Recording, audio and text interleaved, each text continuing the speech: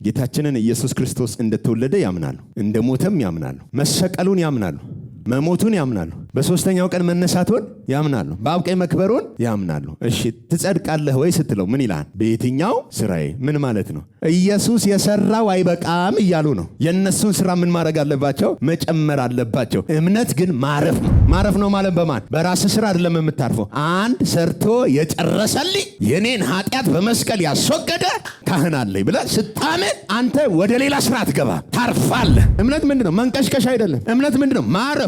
ማረፍ ማለት ምን ማለት ነው? ነፍስን፣ ሐሳብን፣ ልብን ሁሉ ሰርቶ የጨረሰው ላይ ትተክለውና አንተ አትንቀሳቀስ። የሆነ ነገር ስትጠየቅ ያውና ብለህ የምታሳየው ኢየሱስ ይሆናል። ለዚህ ነው የዕብራውያን ጸሐፊ ምዕራፍ 8 ላይ ሲደርስ ከተናገርነው ዋና ነገሩ ምዕራፍ 1 አውርቶ 2 አውርቶ 3 አውርቶ 4 8ኛው ምዕራፍ ላይ ዋናው የምዕራፎች ሁሉ መጠቅለያ ይሄ ነው አለ። በሰማያት በግርማው ዙፋን ቀኝ የተቀመጠ እንዲህ ያለ ሊቀ ካህናት ምን ያለ ነው? የተቀመጠ የቆመ አይደለም። የብሉይ ኪዳን ካህናቶች የቆሙ ናቸው። ይሄኛው ግን የተቀመጠ ነው። ለምንድን ነው የተቀመጠው? ስራው አልቋል።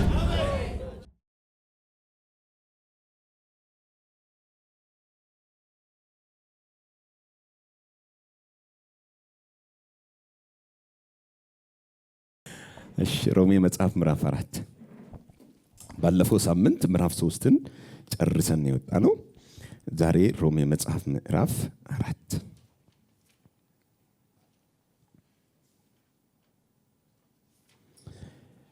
ምዕራፍ 4ን ሙሉውን በጋራ ነው የምናነበው። ጮክ ብለን ረገጥ አድርገን ከቁጥር 1 ጀምረን እስከ ቁጥር 25 ድረስ አንድ ላይ እናንብበው።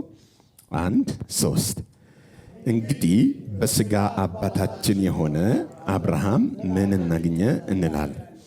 አብርሃም በሥራ ጸድቆ ቢሆን የሚመካበት አለውና፣ ነገር ግን በእግዚአብሔር ዘንድ አይደለም። መጽሐፍስ ምን አለ? አብርሃምም እግዚአብሔርን አመነ፣ ጽድቅም ሆኖ ተቆጠረለት። ለሚሠራ ደመወዝ እንደ ዕዳ ነው እንጂ እንደ ጸጋ አይቆጠርለትም። ነገር ግን ለማይሰራ ኃጢአተኛውንም ለሚያምን ሰው እምነቱ ጽድቅ ሆኖ ይቆጠርለታል። እንደዚህ ዳዊት ደግሞ እግዚአብሔር ያለ ሥራ ጽድቅን ስለሚቆጠርለት ሰው ንጽሕና ይናገራል እንዲህ ሲል፣ ዓመፃቸው የተሰረየላቸው ኃጢአታቸውም የተከደነላቸው ብፁዓን ናቸው። ጌታ ኃጢአቱን የማይቆጥርበት ሰው ብፁዕ ነው። እንግዲህ ይህ ንጽሕና ስለ መገረዝ ተነገረ ወይስ ደግሞ ስላለመገረዝ? እምነቱ ለአብርሃም ጽድቅ ሆኖ ተቆጠረለት እንላለንና። እንዴት ተቆጠረለት? ተገርዞ ሳለ ነውን? ወይስ ሳይገረዝ? ተገርዞስ አይደለም፣ ሳይገረዝ ነበር እንጂ። ሳይገረዝም በነበረው እምነት ያገኘው የጽድቅ ማኅተም የሆነው የመገረዝ ምልክት ተቀበለ። ይህም እነርሱ ደግሞ ጻድቃን ሆነው ይቆጠሩ ዘንድ ሳይገረዙ ለሚያምኑ ሁሉ አባት እንዲሆን፣ ለተገረዙትም አባት እንዲሆን ነው። ይኸውም ለተገረዙት ብቻ አይደለም፣ ነገር ግን አባታችን አብርሃም ሳይገረዝ የነበረውን የእምነቱን ፍለጋ ደግሞ ለሚከተሉት የዓለም ወራሽ እንዲሆን ለአብርሃምና ለዘሩ የተሰጠው የተስፋ ቃል በእምነት ጽድቅ ነው እንጂ በሕግ አይደለም። ከሕግ የሆኑትስ ወራሾች ከሆኑ እምነት ከንቱ ሆኗል፣ የተስፋውም ቃል ተሽሯል። ሕጉ መቅሰፍትን ያደርጋልና፣ ነገር ግን ሕግ በሌለበት መተላለፍ የለም። ስለዚህ ከሕግ በታች ሳይሆን ከአብርሃም እምነት ደግሞ ለሆኑ ለዘሩ ሁሉ የተስፋ ቃል እንዲጸና እንደ ጸጋ ይሆን ዘንድ በእምነት ነው። እርሱም ለብዙ አሕዛብ አባት አደረግኩ ተብሎ እንደተጻፈ ለሙታን ሕይወትን በሚሰጥ የሌለውንም እንዳለ አድርጎ በሚጠራ ባመነበት በአምላክ ፊት የሁላችን አባት ነው። ዘርህ እንዲህ ሊሆን ነው እንደተባለ ተስፋ ባልሆነው ጊዜ የብዙ አሕዛብ አባት እንዲሆን ተስፋን ይዞ የ100 ዓመትን ሽማግሌ ስለሆነ እንደ ምውት የሆነውን የሳራን ማኅፀን ምውት መሆኑን በእምነት ሳይደክም ተመለከተ። ለእግዚአብሔርም ክብር እየሰጠ የሰጠውንም ተስፋ ደግሞ ሊፈጽም እንዲችል አጥብቆ እየተረዳ በእምነት በረታ እንጂ በአለማመን ምክንያት በእግዚአብሔር የተስፋ ቃል አልተጠራጠረም። ስለዚህ ደግሞ ጽድቅ ሆኖ ተቆጠረለት። ነገር ግን ተቆጠረለት የሚለው ቃል ስለ እርሱ ብቻ የተጻፈ ስለ እኛም ነው እንጂ ስለ በደላችን አልፎ የተሰጠውን እኛን ስለ ማጽደቅም የተነሳውን ጌታችንን ኢየሱስን ከሙታን ባስነሳው ለምናምን ለእኛ ይቆጠር ዘንድ ጌታ ይባረክ። ከቁጥር 1 እስከ 12 አንዴን ደግሞለን። 1 3 እንግዲህ በሥጋ አባታችን የሆነ አብርሃም ምን አገኘ እንላለን? አብርሃም በሥራ ጸድቆ ቢሆን የሚመካበት አለውና፣ ነገር ግን በእግዚአብሔር ዘንድ አይደለም። መጽሐፍስ ምን አለ? አብርሃም እግዚአብሔርን አመነ፣ ጽድቅም ሆኖ ተቆጠረለት። ለሚሠራ ደመወዝ እንደ ዕዳ ነው፣ እንደ ጸጋ አይደለም። ነገር ግን ለማይሠራ ኃጢአተኛውንም በሚያጸድቅ ለሚያምን ሰው እምነቱ ጽድቅ ሆኖ ይቆጠርለታል። እንዲህ ደግሞ ስለ ሰው ብፅዕና ይናገራል እንዲህ ሲል፣ አመፃቸው የተሰረየላቸው ኃጢአታቸውም የተከደነላቸው ብፁዓን ናቸው። ጌታ ኃጢአቱን የማይቆጥርበት ሰው ብፁዕ። እንግዲህ ይህ ብፅዕና ስለ መገረዝ ተነገረ ወይስ ደግሞ ስለ አለመገረዝ እምነት ሆኖ ተቆጠረለት እንላለን? እንዴት ተቆጠረለት? ተገርዞ ሳለ ነውን ወይስ ሳይገረዝ? ተገርዞስ አይደለም፣ ሳይገረዝ ነበር እንጂ። ሳይገረዝም ለነበረው እምነት ያገኘው የጽድቅ ማኅተም የሆነ የመገረዝን ምልክት ተቀበለ። ይህም እነርሱ ደግሞ ጻድቃን ሆነው ይቆጠሩ ዘንድ ሳይገረዙ ለሚያምኑ ሁሉ አባት እንዲሆን ነው። ለተገረዙትም አባት እንዲሆን ነው። ይኸውም ለተገረዙት ብቻ አይደለም፣ ነገር ግን አባታችን አብርሃም ሳይገረዝ የነበረውን የእምነቱን ፍለጋ ደግሞ አሜን። ኦኬ። ሮሜ ምዕራፍ 1 ምዕራፍ 2 ምዕራፍ 3ን በጣም ቆንጆ በሆነ ሁኔታ አጥንተናል። ምዕራፍ 4 የእምነት ምዕራፍ ይባላል። የእምነት ምዕራፍ ምዕራፍ 4 የእምነት ምዕራፍ በመባል ይታወቃል። ይሄንን ምዕራፍ ከዕብራውያን ምዕራፍ 11 ጋራ ብታጠኑት ሞር ለእናንተ መልካም ይሆናል። እንዲሁም ዕብራውያን ምዕራፍ 11 የእምነት ምዕራፍ እንደሆነ ይነገራል። ይሄ ምዕራፍ 4 ላይ የምናየው ዛሬ የምንጀምረው የእምነት ጥናት ግን ከተለያየ አንግል ማየት ስላለብን፣ በጥንቃቄ ማየት ስላለብን እምነትን በተለየ መንገድ ማጥናት ይኖርብናል። አንደኛ ጳውሎስ በዚህ በምዕራፍ 4 ላይ 2 የብሉይ ኪዳን ሰዎችን ያነሳል ምሳሌ አድርጎ። ምዕራፍ 1 እና ምዕራፍ 2 ምዕራፍ 3 ሰው በእምነት ብቻ መጽደቅ እንዳለበት፣ በክርስቶስ ኢየሱስ ሥራ ብቻ እንደሆነ ጽድቅ የሚገኘው ተናግሮ እምነትን እንደ ማሰሪያ ነው የሚያስቀምጠው። ምዕራፍ 4 ላይ ሰው ሁሉ ምን ማድረግ እንዳለበት ማመን እንዳለበት፣ ያለ እምነት ኢየሱስን ማግኘትና መዳን አይቻልም ብሎ 2 ነገሮችን ያነሳል። አንደኛው አብርሃምን ያነሳዋል፣ ሁለተኛው ደግሞ ዳዊትን ያነሳል። እነዚህ ሁለቱም የብሉይ ኪዳን ሰዎች ናቸው። በተለይ ደግሞ ዳዊት ሕግ ከተሰጠ በኋላ ያለ ሰው ነው። አብርሃም ደግሞ ሕግ ሳይሰጥ በፊት ያለ ሰው ነው። ሁለቱ የተለያየ ዘመን ላይ ያሉ ሰዎች ናቸው። እንግዲህ በስጋ አባታችን የሆነ አብርሃም ምን አገኘ እንላለን ብሎ ነው የሚጀምረው። በስጋ ምናችን የሆነ አባታችን የሆነ ሲል በስጋ የአይሁድ ዘር የሆነው ጳውሎስ አባታችን ብሎ ነው የሚያነሳው። እስራኤል በሙሉ አባት ብሎ የሚጠራው አብርሃምን እንጂ እግዚአብሔርን አይደለም። እናንተ አብርሃም አባታችን ነው እንደምትሉት አይደለም። ከአባታችሁ ከዳቢሎስ ናችሁ ያለው ኢየሱስ ነው በድፍረት እንጂ ሁሉም አባታቸው ምንጫቸው ማን ነው?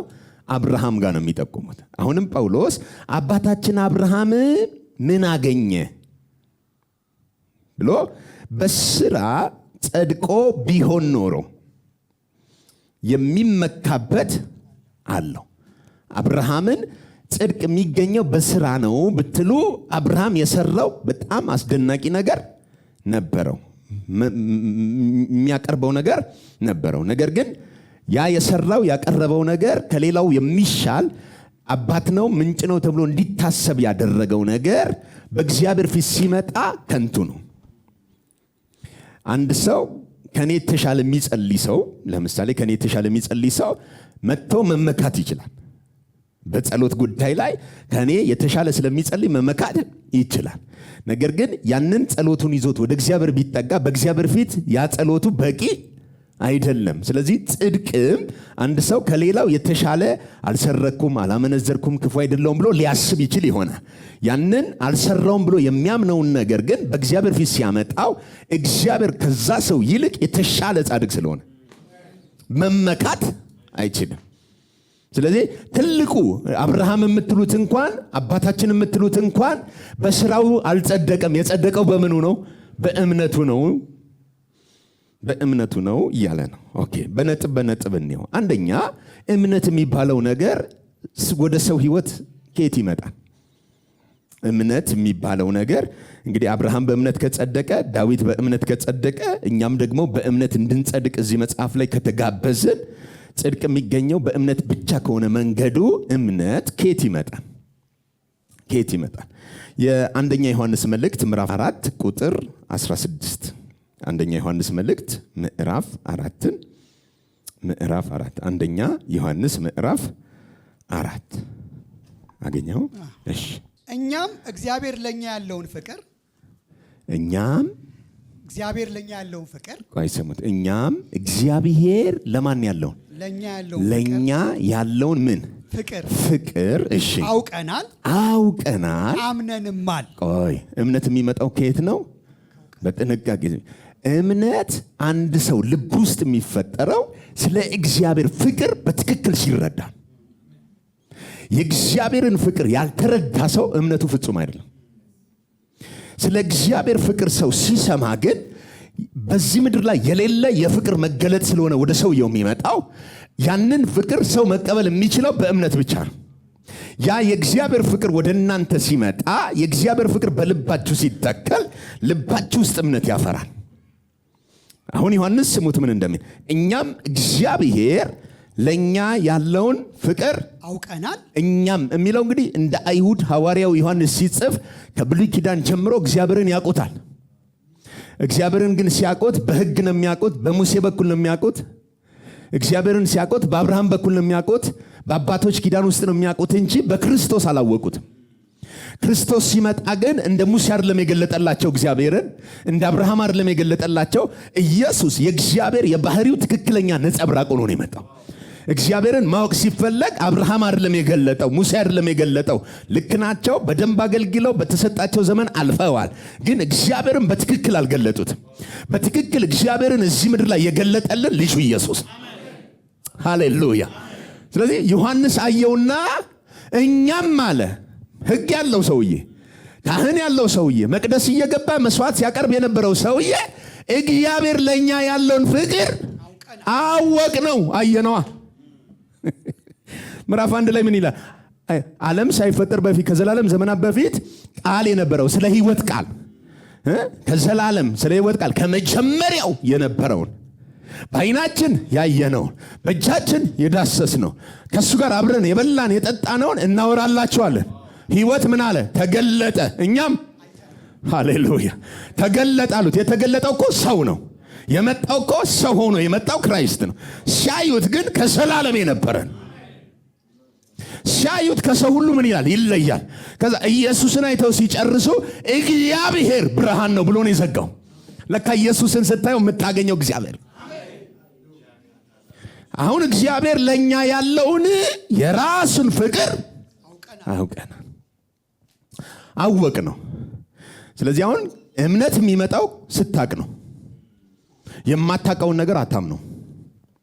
ልድገም። ለምሳሌ አሜሪካ የሚባል ሀገር አለ። ስንት ያምናል? ሁላችንም እናምናል። ሄዶ የረገጠ ማመን አያስፈልገውም። ቦታው ላይ ረግጧላ። ግን በአካል ይኖር አይኖር የማታውቀውን እንኳን በቴሌቪዥንም በምንም ስትሰማ ስለ አንድ ነገር ስትሰማ ነው ውስጥህ ምን የሚፈጠረው? እምነት የሚፈጠረው። አሁን ደግሞ ጳውሎስ ዮሐንስ ምን እያለን ነው? እግዚአብሔር ለኛ ያለውን ፍቅሩን አውቀነዋል። ምንድን ያወቅነው? ፍቅሩን ስላወቀን ምን ብለናል? አምነንማል። እግዚአብሔር ፍቅር ነው። እግዚአብሔር ፍቅር ነው። በፍቅርም የሚኖር እሺ በእግዚአብሔር ይኖራል፣ በእግዚአብሔር ይኖራል። እሺ እግዚአብሔርም በእርሱ ይኖራል፣ እግዚአብሔርም ደግሞ በእርሱ ይኖራል። እሺ በፍርድ ቀን ድፍረት ይሆንልን ዘንድ ስሙት። በምን ቀን? በፍርድ ቀን። አንድ ቀን አለ ፍርድ ቀን። ኦኬ። በፍርድ ቀን ድፍረት ይሆንልን ዘንድ ፍቅር በዚህ ከኛ ጋር ተፈጽሟል። ፍቅር በዚህ ከኛ ጋር ምን ብሏል? ተፈጽሟል። እሺ እርሱ እንዳለ አሁን እርሱ ምን እንዳለ እኛ ደግሞ እንዲሁ በዚህ ዓለም ነንና። ኦኬ። እሱ ምን እንዳለ ማን? ክርስቶስ እንዳለ የት ነው ያለው? በአብ ቀኝ እንዳለው እኛ ደግሞ በዚህ ምድር ነንና። በፍርድ ቀን ድፍረት አለን። ምንድነው ድፍረት? ፍቅሩ። በፍርድ ቀን በፊቱ ስቆም መቅሰፍት የማይወርድበት አንድ ነው። ለምን? ፍቅሩ። እግዚአብሔር ምን ይለኛል? ይወደኛል። በምን አወቅ? ልጁን ሰጥቶኛል። ለእኔ ያለውን ፍቅር ምን ብሎታል? ገልጦታል። ስለዚህ ስለ እግዚአብሔር ያለኝ እውቀት እንደ ሙሴ አይደለም። ለምን? ሙሴ የተጨበጠ ልጅ አላየም። ኢየሱስን አልጨበጠውም፣ ግን ከርቀት ተሳልሞት ሞቷል። ስለ ክርስቶስ መከራ አይቶ ምን ብሏል? ተሳልሞ ሞቷል። እኔ እናንተ ግን ከርቀት አይደለም የተሳለም። እኔ እናንተ እሱ እዛ እንዳለ አለ፣ እኛ በዚህ ዓለም። ይሄን ያመጣው ምንድነው? የእግዚአብሔር ፍቅር በልባችን ውስጥ ስለገባ ነው።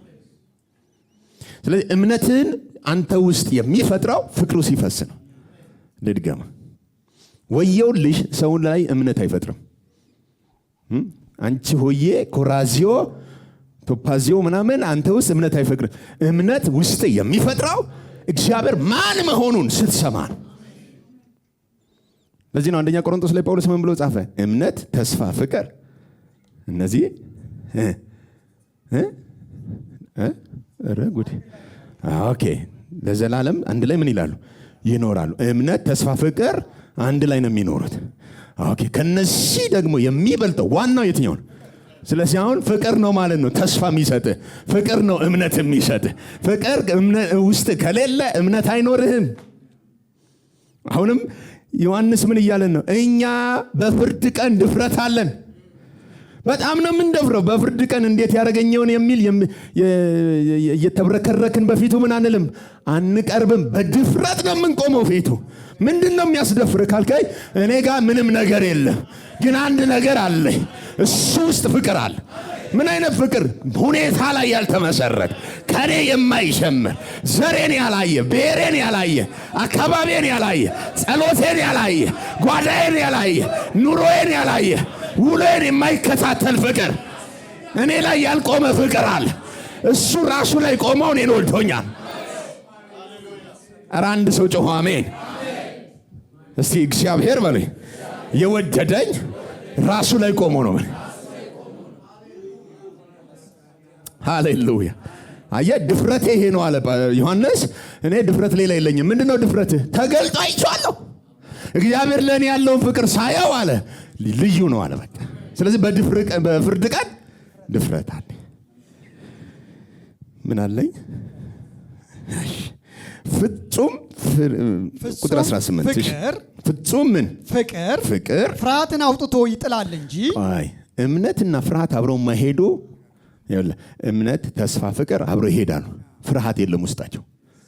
እምነትና ፍርሃት አብሮ አንዳንድ ሰው አሁን በጌታ በኢየሱስ ክርስቶስ ማመኛለሁ ምናምን ብለህ ግን ልብህ ድው እያለ እየፈራ ከሆነ አይሄድም።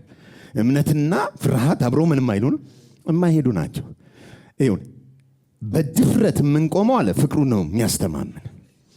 እኛም ፍጹምን ፍቅር ፍርሃትን አውጥቶ ይጥላል እንጂ በፍቅር ፍርሃት የለም። በምን ፍርሃት የለም? በፍቅር ፍርሃት የለም። ንገሩት እስቲ። በምንድነው ፍርሃት የሌለው? በፍቅር። በጸሎት ፍርሃት የለም? በውጊያ ፍርሃት የለም? አለ፣ በሁሉ ቦታ አለ። ፍርሃት የሌለው ፍቅር ብቻ ነው።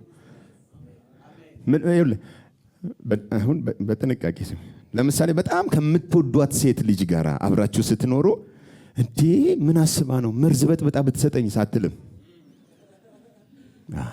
ገብተዋል። አሜን ብለህ ነው የምትጠርገው። ምን እንዳለው ውስጥ እንኳን ትዝ አይልህም። ለምን ይኸውልህ ጠላት እንደሆነች ብታስብስ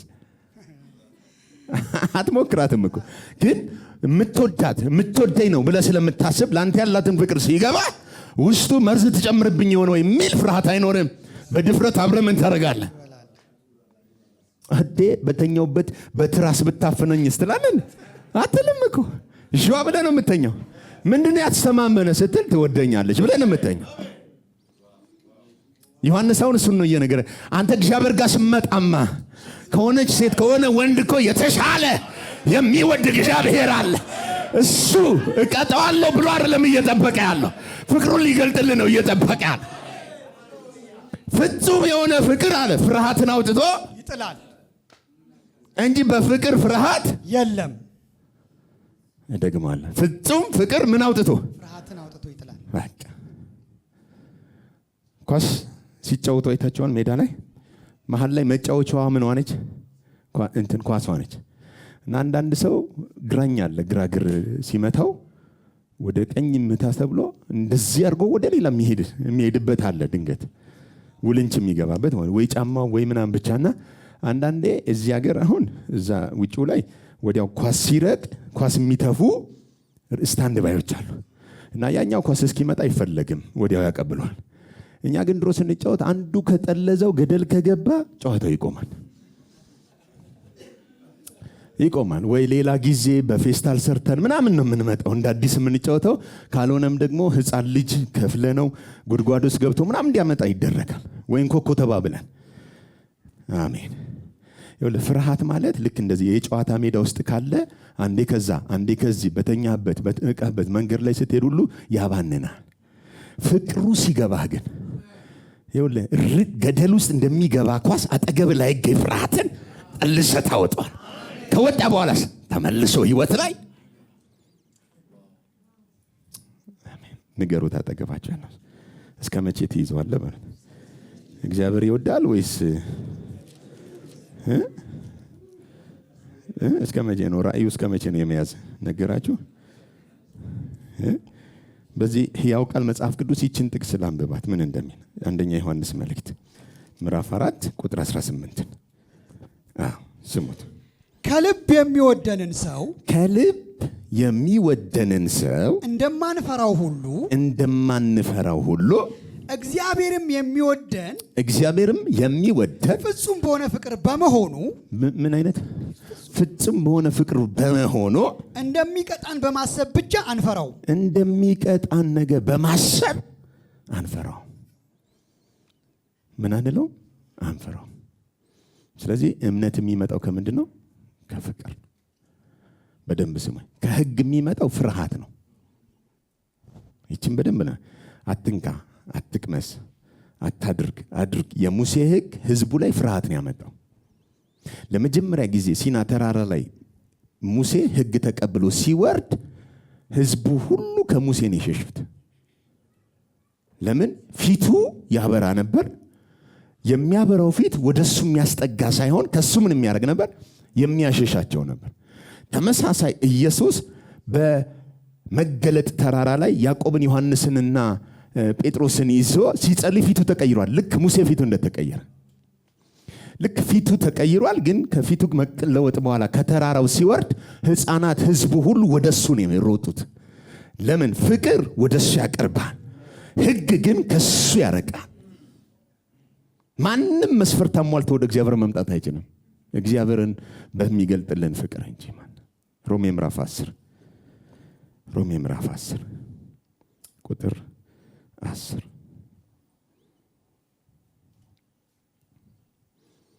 ሮሜ ምዕራፍ 10 ቁጥር 10 አገኛችሁት? እሺ ምን ይላል? ሰው በልቡ አምኖ ይጸድቃልና። ኦኬ ሰው በምኑ አምኖ? በልቡ አምኖ ይጸድቃልና። በልቡ አምኖ ይጸድቃልና። በአፉም መስክሮ ይድናልና። በአፉም መስክሮ ይድናልና። እሺ በእርሱ የሚያምን ሁሉ አያፍርም ይላልና። ኦኬ መጽሐፍ ምን ይላል? በእርሱ የሚያምን ሁሉ ምን አይልም? አያፍርምና። እሺ በአይሁዳዊና በግሪክ ሰው መካከል ልዩነት የለምና። እሺ አንዱ ጌታ የሁሉ ጌታ ነውና። አንዱ ጌታ የሁሉ ጌታ ነው። እሺ ለሚጠሩትም ሁሉ ባለጠጋ ነው። እሺ የጌታን ስም የሚጠራ ሁሉ ይድናልና። የጌታን ስም የሚጠራ ሁሉ ይድናልና። እሺ እንግዲህ ያላመኑበትን እንዴት አድርገው ይጠሩታል? ያላመኑበትን እንዴት አድርገው ይጠሩታል? ስለዚህ አሁን የሚጠሩት ሲያምኑበት ነው። ያላመኑበትን እንዴት አድርገው ሰዎች ሊጠሩት ይችላሉ? እሺ ባልሰሙትስ እንዴት ያምናሉ? ለካ ደግሞ እንዲያምኑ መስማት አለባቸው። ባልሰሙትስ ነገር እንዴት ያምናሉ? እሺ ያለ ሰባኪስ እንዴት ይሰማሉ? ያለ ሰባኪ ደግሞ እንዴት? ስለዚህ አሁን እምነት የሚፈጠረው ከአንድ ነገር ነው፣ መስማት ነው። መስማት ደግሞ በሚያሰማ መልእክተኛ ነው። እንዴት አድርጎ እምነት ይፈጠራል? ካልሰሙ። ኦኬ መስማት ደግሞ ያለ ሰባኪ እንዴት ይሆናል? ስለዚህ ሰባኪ ካለ ወንጌል ስርጭት አለ፣ ወንጌል ይሰበካል። ሰባኪው ሲሰብክ በሚሰበከው መልእክት ውስጥ ሰው ልብ ውስጥ ምን ይደረጋል? እምነት ይፈጠራል። ኦኬ መልካሙን የምስራች የሚያወሩ እሺ እግሮቻቸው እንዴት ያማሩ ናቸው ተብሎ እንደተጻፈ፣ እግሮቻቸው እንዴት ያማሩ ናቸው ተብሎ እንደተጻፈ፣ ያልተላኩ እንዴት ይሰብካሉ? ደግሞ ያልተላከ ሰው ደግሞ አይናገርም። ካልተላከ እንዴት ይሰብካል? ካልተሰበከ እንዴት ያምናል? ካላመነ እንዴት ይጸድቃል? እሺ ነገር ግን ሁሉ ለምስራቹ ቃል አልታዘዙም። እሺ ኢሳይያስ ጌታ ሆይ ምስክርነታችን ማን አመነ ብሏልና። ኦኬ ቀጥል። እንግዲያስ እምነት ከመስማት ነው። እምነት ከመስማት ነው። ከምንድን ነው? ከመስማት ነው። ከመስማት ነው። መስማትም በእግዚአብሔር ቃል ነው። እምነት እንግዲህ የሚፈጠረው ሰው ልብ ውስጥ በምንድን ነው አለ? በመስማት ነው። መስማት ደግሞ ማንን ነው? የእግዚአብሔር ቃል። አማርኛችንን መጽሐፍ ቅዱስ ብቻ ነው በእግዚአብሔር ቃል ነው የሚለው። እምነት ከመስማት ነው ይልና ግሪኩ፣ መስማትም ደግሞ ከክርስቶስ ነው። ሰው እምነት የሚፈጠረው ልብ ውስጥ ስለሰማ ብቻ ሳይሆን አንዳንድ ነገር ሰምተህም በእግዚአብሔር ፊት የማያጸድቅህ መልእክት ይሆናል። ነገር ግን የምትሰማው ክርስቶስን ከሆነ ከሱ ውስጥ የሚፈልቀው የእግዚአብሔር ፍቅር ነው። የእግዚአብሔር ፍቅር ስለሆነ የሚፈልቀው አማራጭ የለም። አምነ ትድናል። ሃሌሉያ። ሁለተኛ፣ አንደኛው እምነት የሚገኘው በምንድን ነው? ስለ ፍቅር በመስማት። ሁለተኛ እምነት ማረፍ ነው፣ መስራት አይደለም። ሁለተኛው እምነት ምንድነው? ማረፍ ነው። ሮሜ ምዕራፍ 4 በግልጽ የሚነግረን አብርሃም እኮ ሰርቶ ምን አላረገም? አልጸደቀም፣ አምኖ ነው ያለን። አምኖ ነው ያለን። በእግዚአብሔር ፊት ስራና በሰው ፊት ስራ ይለያያል። በእግዚአብሔር ፊት ስራና በሰው ፊት ስራ የሚባለው ትርጓሜ ይለያያል። ሰው ስራ ሲባል የሚሰራው የሕግን ትእዛዝ በመፈጸም ስለሚገኘው ነገር ያምናል። በእግዚአብሔር ፊት ግን ስራ ማመን ራሱ ስራ ነው። እግዚአብሔር ስታምኑት ሰራችሁ ብሎ ነው የሚቆጥረው። እምነት እና ስራ በደንብ ስሙኝ፣ አዲስ ኪዳን ላይ አንድ ናቸው። የአዲስ ኪዳን ስራ እምነት ነው። እምነትና ስራ የማይነጣጠሉ ናቸው። ለምሳሌ ብሉይ ኪዳን ስራ አለ፣ እምነት ግን የለም። አዲስ ኪዳን ግን እምነትም ከስራው ጋር ነው የመጣው። አዲስ ኪዳን ላይ ኢየሱስ ሲመጣ ኢየሱስ የመስቀል ስራ ሰርቷል። የሰራውን ስናምን ለኛ ተሰራ ተብሎ ምን ይባላል? ይታመናል። ይህን ለማስረዳት እንግዲህ ጳውሎስ ሮሜ ምዕራፍ 4 ላይ እንግዲህ አብርሃም አባታችን በስራ ጸድቆ ቢሆን ኖሮ የሚመካበት ነገር ነበረው። ነገር ግን በእግዚአብሔር ፊት ምን አይችልም። ግን አብርሃም በአንድ ነገር ነው የጸደቀው አለ። አብርሃም አመነ፣ ጽድቆ ነው ምን አለለት? ተቆጠረለት ተብሏል ያለ። አብርሃም አመነ፣ ከዛ ደግሞ ጽድቆ ነው ምን አለለት? ተቆጠረለት። አመነ፣ ጽድቆ ነው ተቆጠረ። ግን ተቆጠረለት የተባለው አብርሃም የጸደቀው አለ ተገርዞ ሳለ ነው አይደለም፣ ሳይገረዝ በፊት ነው። ሳይገረዝ በፊት ሰውየው በእግዚአብሔር ፊት ምን ብሏል? ጸድቋል። ኦኬ። ከዛ ለእምነቱ ማህተም እንዲሆን የመገረዝን ስርዓት ምን አደረገ? ተቀበለ አለ። ይህ አብርሃም ግን ለሁለት አካላቶች አባት ነው የሚለን። አንደኛው ለአይሁድ አባት ነው፣ ሌላኛው ደግሞ ለአሕዛብ አባት ነው። ለአይሁዶች አባት የሚሆነው በስጋ በመውለድ ነው። ለአሕዛብ አባት የሚሆነው ግን በእምነት ሲጸድቆ የእምነቱን ፍለጋ ሳይገረዝ በፊት ላለው። ለምንድነው ጳውሎስ ይችን ያነሳው? ተገርዞ ሳለ ነውን?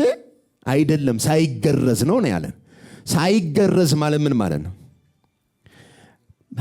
አብርሃም የመገረዝን ኪዳን ተቀብሎ ልክ ሄዶ ሲገረዝ አይደለም የጸደቀው። ሲገረዝ ከሆነ የጸደቀው በእግዚአብሔር ፊት ምን ሊሆን ነው? ሲሰራ ነው የሚጸድቀው ነው። አሁን በዛ መሰረት ከሆነ ደግሞ አሕዛብ በሙሉ የሚጸድቁት ሰርተው ነው የሚል ስርዓት ሊመጣ ነው። ስለዚህ ጳውሎስ መከራከሪያ ነጥብ የሚያነሳው ምንድነው? አሕዛብ በእምነት ሳይገረዝ በፊት እምነትን ብቻ አይቶ እግዚአብሔር አብርሃምን እንዳጸደቀው አሁንም አሕዛብ ሳይገረዙ የሕግን ስርዓት ሳይጠብቁ የአብርሃም አይነት የእምነቱን ፈለግ ለሚከተሉ ሁሉ ጽድቅ ያገኛሉ ነው ሙግቱ። ይሄ ግን ቻሌንጅ ነው። ታዲያ እምነትን እንዴት እንተርጉመው? እምነት ለሰው የማይሰራው ነው። ለሰው የማይሰራው ነው። እግዚአብሔር ግን ሰርቶ ያካፈለን ነው። እምነት እረፍት ነው። ምንድን ነው? እረፍት ነው። ሮሜ ምዕራፍ 4 ቁጥር 5 ሮሜ ምዕራፍ 4 ቁጥር 5 ምን ይላል? ነገር ግን ለማይሰራ ምን ለማይል? ለማይሰራ ኃጢአተኛውንም በሚያጽድቅ ለሚያምን ሰው። ስሙት፣ ለማይሰራ ምን ለማይል? ለማይሰራ። ኦኬ፣ ለማይሰራ ኃጢአተኛውንም በሚያጽድቅ ለሚያምን ሰው። ኃጢአተኛውንም በሚያጸድቀው ለሚያምን ሰው እምነቱ ጽድቅ ሆኖ ይቆጠርለታል። ቆይ ለማይሰራ ከዛ ደግሞ ኃጢአተኛውን ምን በሚያደርግ? አሁን አንድ ኃጢአተኛ መጥቶ ምን ሰርተሃል ሲባል ለመጽደቅ እንዴት መሰለ ብሎ የሆነ ነገር ማቅረብ አለበት። አሁን ግን ጳውሎስ እየተከራከረ ያለው ለማይሰራ ሰው ምን ለማያደርግ? አይሰራም። ሰውየው ምንም አይሰራም። ምን አይሰራም ማለት? አይገረዝም፣ ሕጉን አይጠብቅም፣ ሃይማኖታዊ ስርዓቶችን አይፈጽምም። ግን ኃጢአተኛውን የሚያጸድቅ እሱ ነው እንጂ የኔ ስራ አያጸድቀኝም ብሎ ለሚያምን ሰው እምነቱ ምን ሆኖ ይቆጠርለታል? ታዲያ እምነት እረፍት ነው ማለት ምን ማለት ነው? እምነት እረፍት ነው ማለት ማረፍ እና መስራት ሁለቱ ይለያያል። አንድ ሰው ያርፋል ማለት የተሰራለትን ያውቃል ማለት ነው። ልድገመው። ለምሳሌ ጌታችንን ኢየሱስ ክርስቶስ እንደተወለደ ያምናሉ። ልክ ነኝ? እንደሞተም ያምናሉ። አረብ አትፍሩ፣ አይዟቸው። እንደተወለደ ያምናሉ። ከድንግል የተወለደ እንደሆነ ያምናሉ። ልክ ነኝ? ይሰብኳቸዋል። መሰቀሉን ያምናሉ አይደል? መሞቱን ያምናሉ። በሶስተኛው ቀን መነሳቱን ያምናሉ። በአብ ቀኝ መክበሩን ያምናሉ። እሺ ትጸድቃለህ ወይ ስትለው ምን ይላል? በየትኛው ስራዬ? ምን ማለት ነው? ኢየሱስ የሰራው አይበቃም እያሉ ነው። የእነሱን ስራ ምን ማድረግ አለባቸው? መጨመር አለባቸው። እምነት ግን ማረፍ ነው። ማረፍ ነው ማለት በማን? በራስ ስራ አይደለም የምታርፈው። አንድ ሰርቶ የጨረሰልኝ የኔን ኃጢአት በመስቀል ያስወገደ ካህን አለኝ ብለህ ስታምን አንተ ወደ ሌላ ስራ አትገባም፣ ታርፋለህ። ኧረ አሜን። እምነት ምንድን ነው? መንቀሽቀሽ አይደለም። እምነት ምንድን ነው? ማረፍ። ማረፍ ማለት ምን ማለት ነው? ነፍስን፣ ሐሳብን፣ ልብን ሁሉ ሰርቶ የጨረሰው ላይ ትተክለውና አንተ አትንቀሳቀስ። የሆነ ነገር ስትጠየቅ ያውና ብለህ የምታሳየው ኢየሱስ ይሆን። ሃሌሉያ። ለዚህ ነው የዕብራውያን ጸሐፊ ምዕራፍ 8 ላይ ሲደርስ ከተናገርነው ዋና ነገሩ ሳካማት አላባ ስንቱ ዋና ምዕራፍ 1 አውርቶ 2 አውርቶ 3 አውርቶ 4 8ኛው ምዕራፍ ላይ ዋናው የምዕራፎች ሁሉ መጠቅለያ ይሄ ነው አለ። በሰማያት በግርማው ዙፋን ቀኝ የተቀመጠ እንዲህ ያለ ሊቀ ካህን አለ። ምን ያለ ነው? የተቀመጠ፣ የቆመ አይደለም። የብሉይ ኪዳን ካህናቶች የቆሙ ናቸው። ይሄኛው ግን የተቀመጠ ነው። ለምንድን ነው የተቀመጠው? ስራው አልቋል። ሃሌሉያ። ቆሞ እየሰራ አይደለም። የካህን ስራው በእግዚአብሔር ፊት ቀርቦ ለኃጢአተኛው ምን ያደርጋል? መስዋዕት እያቀረበ ከነገ ዛሬ ምን እያለ ነው? እያማለደ ነው። በእግዚአብሔር ፊት እየታየ ነው። መስዋዕቱን እያቀረበ ነው። አንድም የብሉይ ኪዳን ካህን ቆሞ አያውቅም። ማነው ተቀምጦ አያውቅም። ስራው ምንድን ነው? መቆም ነው። ኢቭን በብሉይ ኪዳን መላእክት እንኳን ሂድና ቼክ አድርጋቸው፣ የተቀመጠ መልአክ አታገኝም። ብሉይ ኪዳን ላይ መላእክት እንኳን ሲገለጥ በእግዚአብሔር ፊት የምቆም ነው የሚልህ። አናማሺ ምንም ምን ላይ የምቆም ዘመኑ ራሱ የምንድን ነው? የመቆም ነው። ለምን? ቀጣይ ስራ አለ። ኃጢአተኛ ይመጣላ፣ የሆነ መስዋዕት መግባት አለበት። ስለዚህ ረፍት የለም። ሽፍት እያደረጉ በየ8 ሰዓቱ ካህናት ሁሉ ቆሞ ያገለግሉ ነበር። ኢየሱስ ሲመጣ ግን የመቆምን አገልግሎት ወደ መቀመጥ ቀየረው። ሃሌሉያ። ካህን ማለት ያንተ ህልውና ያለበት ማለት። ህልውና በካህኑ ይወሰናል። ካህኑ መስዋዕቱን ይዞ ሲገባ እግዚአብሔር ከተቀበለው ካህኑ ስለተቀበለው አንተን ተቀብለዋል። ካህኑ በእግዚአብሔር ፊት ሲገባ ከተቀሰፈ ደግሞ አንተም በዛው ምን ተረጋለህ? ተቀሰፈ።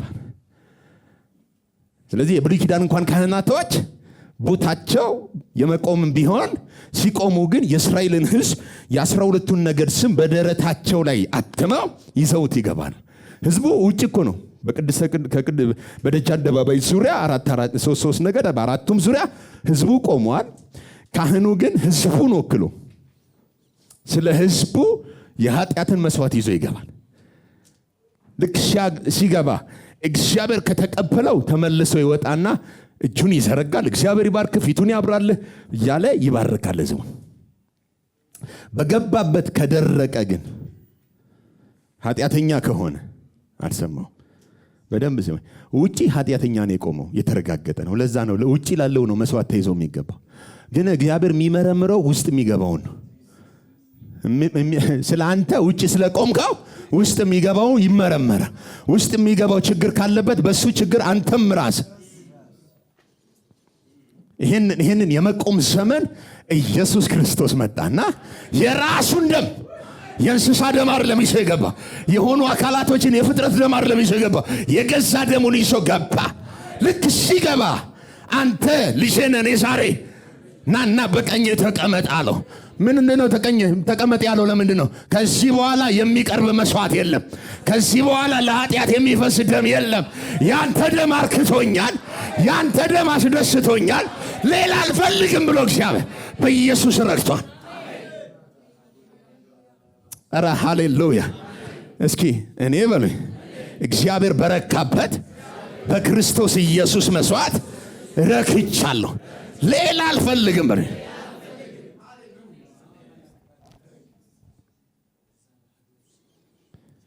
ማሲካ አንዳንድ ደግሞ ጴንጤ አለ ወገኔ 40 ቀን ምን ሰማይ እንዲከፈት በ40 ቀን ሰማይ ልታስከፍት። ያ ማለት ምን ማለት መሰለህ? የኢየሱስ ክርስቶስ ደም በከንቱን የፈሰሰው ማለት ግን ምን ይላል መጽሐፍ? በመረቀልን በሕያውና በአዲስ መንገድ ምን ቆይ ቀለበት መንገድ ሲመረቅ አይታችኋል? ምንድነው መመረቅ ማለት? ይኸውልህ ተመረቀ ማለት መንገዱ ተሰርቶ አልቋል። መንገድ ሲጀመር የመሰረት ድንጋይ ነው የሚጥሉት፣ አይመርቁትም። መሰረት ድንጋይ ልክ ሲጀመር እኮ የሚመረቅ መንገድ የለም። ተመርቋል ማለት መንገዱ ምን ብሏል? አልቋል። እና መጀመሪያ ያሰሩት ባለስልጣናቶች ቆመው ሪቫኗን ይቆርጡና አይደለም የሚመለሱት። ቆርጠው ሲጨርሱ መጀመሪያ የሚያልፉት እነሱ ናቸው። ከዛ በኋላ ምን ማለት ቀጣይ ህዝቤ ሁሉ ምን በይ ተጠቀሚበት ነው። የመጀመሪያው ሊቀ ካህን ኢየሱስ ሰርቶ ሲጨርስ ሪቫኑን ቆርጦ የገዛ ደሙን ይዞ ወደ ቅድስ በራሱ ደም ከገባባል እኛን ሁላችንን መታችሁ ግቡን ያለ እና ለመዳን ምን ላድርግ? ምንም አታድርግ። የተሰራለ ያለቃለ በክርስቶስ የተፈጸማለ ተቀብለ ረፍ። ኧረ አሜን። እምነት ምንድን ነው? ማረፍ ሲባል አሁን አንዳንድ ሰው እንዴት ነው ምናምን ብሎ ውስብስብ ይመስልበት። አሁን እንደተቀመጥከው መቀመጥ ማለት አሁን ወንበሩ ይጥለኝ ይሆን አላሰብክም። እግር አይኖረው ይሆን ምለህ እንኳን ትዝ አላለህም። ሙሉ ሰውነትን፣ ኃይልህን፣ ጉልበትን ሸዋ ብለህ ለቃ ዘና ብለህ ፈገግ እያልክ አሜን እያልክ ነው። ወንበሩ ላይ እምነት አለህ ማለት ነው። ከዚህ ስትወጣ እምነት አለ። እምነት ባይዘው ያላችሁ እምነታችሁን ሰውየው ላይ አርጉት ነው እያልኩ ያለ። ምን አይነት እምነት አለ መሰለ? ሹፌሩ የጠጣ ይሆን አይሆን፣ መንጃ ፍቃድ ሄዶ ተለማምዶ ያወጣ ይሆን አይሆን፣ መኪናው በመካኒክ ተፈትሾ የሆነ ነገር ቼክ የተደረገ ይሆን አይሆን፣ ሳታቅ የታክሲ ከፍለ አድርሰ ብለህ ትገባል። ህይወትን ምኑ ላይ እየጣልክ ነው? ግን እኮ ገደል ይዞ የሚሄድም ሊያድ ገደል የገቡ የተገለበጡ የሞቱ የተጋጩ የሉም እንዴ? አሉ እኮ። ህይወታቸው ሹፌሩ እጅ ስለነበረ አይደለም አልሰማው። እኔ እናንተ ደግሞ የህይወታችን ሹፌር ኢየሱስ ጭኖን ይዞን ገብቷል። እና ባሱ ውስጥ ስገባ ሹፌሩ እሱ ስለሆነ መሳፈር ስፈልግ ወደ ኢየሱስ የቲኬት አከፍልም። አንዳንድ ሰው አሁን ታክሲ ውስጥ ምን ይላል? ጩኸት ካልከፈልኩ ብሎ ጸብ ያነሳል። የሆነ ሰው ከፍሎልሃል ይባላል። ከፍሎልሃል ሲባል ምን ይላል? ማን ነው? ይዞርን መልስለት።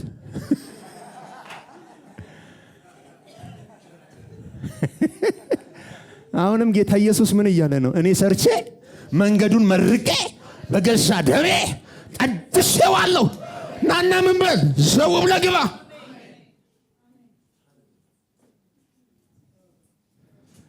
ወል እንዴ መሰለ ቅባት ዝም ብሎ አይመጣም። 40 ቀን ሙሴ ይገርማል። 40 ቀን ገብቶ ፊቱ አበራ። እሺ ሙሴ 40 ቀን ፊቱ ሲያበራ እኮ ህዝቡ ጥሎት ነው ሄደው። አልሰም ጌታችን ኢየሱስ ራሱ 40 ቀን ገብቷል። እሺ ኢየሱስ 40 ቀን ገብቶ ሲወጣ እኮ ከባቡ ጋር ያወራው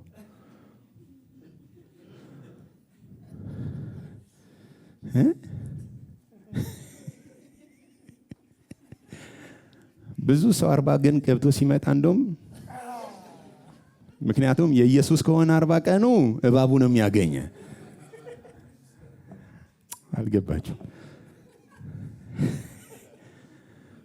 ግን አንድ 40 አለ። እኔ ላሳያችሁ። አንድ 40 አለ። ሙሴ የመጀመሪያውን 40 ገብቶ ሲወጣ ፊቱ አብርቷል። ግን ህዝቡ ምን ላይ ነበር? እጃ ሰርቶ አሸሸ ገደሜ እያለ ነው። አመጣና የተሰጠውን ያንን ነገር ምን አደረገው? የመጀመሪያው 40 ያስጥልሃል። የመጀመሪያው 40 ከእግዚአብሔር የተቀበልከውን ራሱ ያስጥልሃል። ህዝቡ ሌላ ጋር ነው። እና 3000 ሰው በዛን ቀን ሞተ ነው የሚለው። 3000 ሰው ነው የሞተው። ከዛ ሁለተኛ ጊዜ ግን እግዚአብሔር ምን አለው? ግባና ድንጋዩን አንተ አይደል ጣልካት፣ ጠረባት ራስ ጠርበ ይዘህልኝና እኔ ጽፍልሃለሁ። ሙሴ ሁለተኛ ጊዜ 40 ቀን ነው የገባው። ሁለተኛ ጊዜ 40 ቀን ሲገባ እግዚአብሔር ጻፈለትና ይሄንን ግን አለ ወስደህ ቅድስተ ቅዱሳን ታቦት ውስጥ አስቀምጠዋል። ሁለተኛው 40 አይሰበርም። በእግዚአብሔር የማደሪያ ድንኳን ቅድስተ ቅዱሳን ነው የሚቀመጠው። ኢየሱስ መጣ። የመጀመሪያውን 40 ሲጨርስ ከሰውየው ጋር ተገናኘ፣ ከእባቡ ጋር። እባቡን መልሱን ልኩን ሰጥቶ ዞር አደረገው። የመጨረሻ ግን መስቀል ላይ ዘሮት ሲነሳ ሁለተኛውን 40 ለ40 ቀን ሕያው መሆኑን እያሳየ እያረጋገጠ ናና ዳሰኝ እያለ ሁለተኛውን 40 ሲጨርስ ይሄኛው 40 ግን የሚገባው ቅድስተ ቅዱሳን ነው። ኧረ ሃሌሉያ! ከሙታን የተነሳ ስለሆነ ተሰርቶ ያለቀ ስለሆነ አዲሱን 40 ከሞት የተነሳውን ወደ እግዚአብሔር ድንኳን ገባ። የሰማያዊቷ ድንኳን ውስጥ ጩና ስለኔ በልስ 40ውን ጨርሶ በእግዚአብሔር ፊት የገባልኝ ኢየሱስ አለ። አሁን አንተ መገባ ከሆነ ለመውጣት ነው የሚሆነው። ለመውጣት ነው እንጂ የሚሆነው መግቢያውን ኢየሱስ ጨርሶታል። ገብቶ ተቀምጦልሃል። ስራ አይደለም ያለ ናና ከኔ ጋር ህብረት አድርግ። ስለዚህ እምነት ምንድን ነው? ማረፍ። በማን ላይ ማረፍ? ኢየሱስ ሰርቶ የጨረሰው ላይ ማረፍ። ንገሩት፣ እረፍ በሉት። በነፍስህ እረፍ በሉት። በሐሳብህ እረፍ፣ በልብህ እረፍ። ምን ይሻለኛል፣ ወዴት ይሻለኛል እያልክ አትቅበዝበዝ በል። የሚሻልህ ማረፍ ነው በል። አናማዛጋ እኔ የሚያስደንቀኝ ማለት ነው፣ መልአክ ከኛ ይልቅ በጣም ብልጦች ናቸው። ገብቷቸዋል ይስራ ሰውን ያልገባው መልአክ እንኳን ገብቷቸው አንድ ነፍስ ሲድን እልል ይላሉ። ይሄ ብቻ አይደለም እኮ የሆነ ሰው ወንጌል ሲሰብክ እምነትን አንድ ሰው መዳንን እንዲወርስ በልንቻ አሜን በል ይላሉ።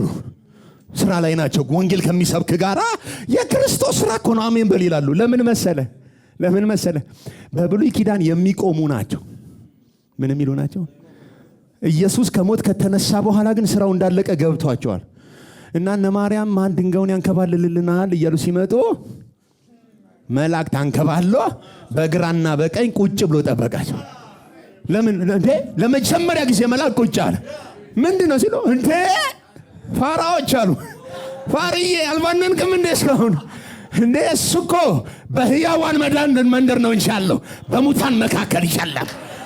ሕያውን ሙታን መካከል እንዴት ልፈልገው መጣ? እሱ በዚህ የለም ተነስቶ በዚህ የለም ምን ብሏል? እና አሁን ዘመኑ የምንድን ነው? የማረፍ አልሰማም። ምን ማድረግ? ኢየሱስ በታላቅ ድምፅ እጁን አንስቶ እኮ ማንም ሸክም የከበደው ወደ እኔ ይምጣ፣ እኔ ማንም የቤት ኪራይ የከበደው ወደ እኔ ይምጣ አይደለም ያለው። እንደሱ አይደለም። ሸክም የከበደው የትኛው? የሙሴን ሕግ መፈጸም አቅቶት ቀንበር ሆኖበት እየሰራ መስዋዕት እያስገባ መጽደቅ ያልቻለ እንዴት ነው ከእግዚአብሔር ጋር ሰላም ሆኖ ብሎ የከበደው ና ወደ እኔ ምን እልሃለሁ?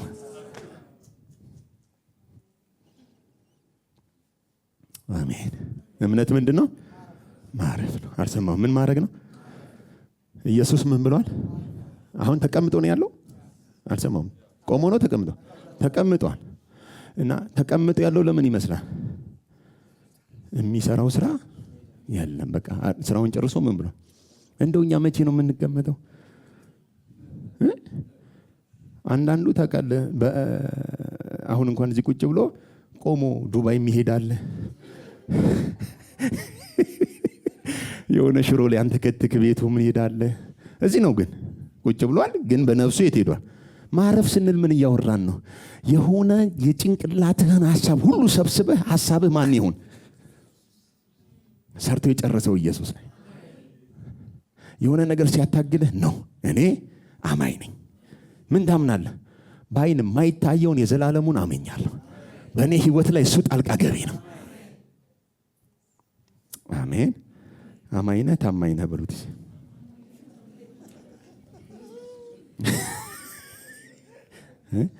አንዳንድ ሰው ታውቃለህ በአማኞች የሚታመን ነው እንጂ እሱ አያምንም። ገብቷቸው አሜን ለሚል ሆኖለታል።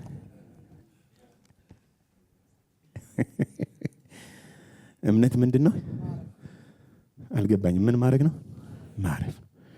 ማረፍ ማለት ምን ማለት ነው? በቃ ማረፍ።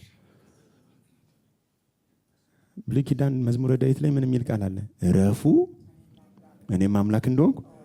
በጣም ደስ ይለኛል። ይቺ እረፉ የሚለው ቃል በሂብሩ ወርድ እንደዚህ እረፉ ማለት ቁጭ በሉ አይደለም። ፌንት አርጉ እኔም አምላክ እንደሆንኩ ወቁ። ምን አርጉ? ፌንት እንዴት ነው የሚደረገው? ራስን ነው የምትስተው። ፌንት ያረገ ሰው እንዲህማ ፌር አይደለም፣ ቆይ እንዴት እንዲህ ታሙኛላችሁ ይላል። ተነስቶ ፌንት አርጓላ። አንዳንድ መንገድ ላይ በኤፒሌፕሲ ምናምን የሚወድቁ ሰዎች አይታቸዋል። ሲወድቁ ምንድን ነው የሚሆኑት? ራሳቸውን አያውቁትም፣ ይስታሉ። እዛ መካከል ግማሹ ክብሪት አምጣ ይላል፣ ግማሹ ውሃ አምጣ ይላል። ጸበል የማይሉት የለም፣ ግን ሰውየው የለም። ምን እየተከናወነ እንደሆነ እና ከሰዓታት በኋላ ሲነሳ ምን ሆኜ ነበር ነው የሚል። ኦኬ መጀመሪያ ምንድን ያለ እረፉን የማምላክ እንደሆንኩ። በሌላ ቋንቋ እኔ አምላክ እንደሆንኩ ካወቅ እጄ ላይ ሄደ ፌንት አርግ። ምን አድርግ? እሱ ከፈለገ ክብሪት አድርጎ ከፈለገ ውሃ አድርጎ በፈለገው መንገድ ያስነሳ። ግን ፌንት ስታደርግ ገብቶ ፌንት አድርግ፣ አውቀኸው ፌንት አድርግ። እጣ ፈንታ እሱ እንደሆነ አምነህ እላው ላይ ሄደ ፌንት አድርግ። አሁን አንዳንድ ሰው እንደዚህ ሲጸለይለት አይታችኋል? ተባባሪ ምዕመናን እንደዚህ አይተው ነው የሚወድቁት። ብልጥ ናቸው። ፌንት ሲያደርጉ ዝም ብለው አይደለም ፌንት።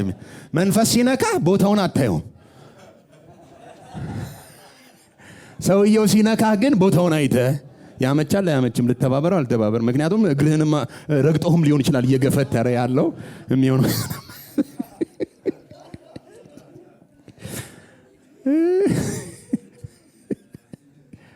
በእኔ የማይሰናክል ብፁዕ ነው